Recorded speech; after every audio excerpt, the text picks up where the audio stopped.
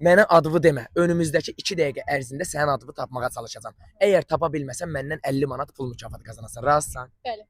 Hazırsınız? Bəli. Vaxt getdi. Adınız çox məşhurdur. Belə orta. Biraz tez-tez suallar verəcəm. Aha. Burada parkda axtarsam sizin adınızdan xanım adı tapa bilərəm? Bəli. Tapa bilərəm. Adınız hansısa məşhur müğənnidə var? Xeyr. Xeyr.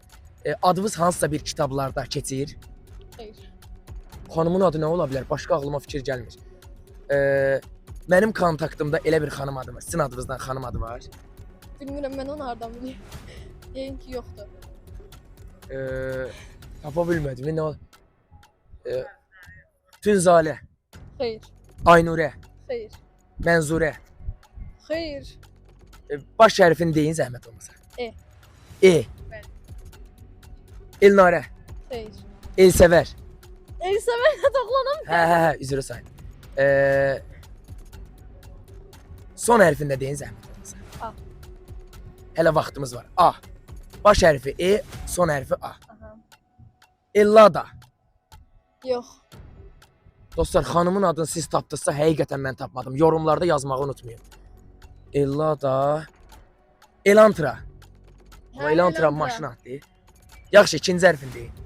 R. R. Er. Yox muydu?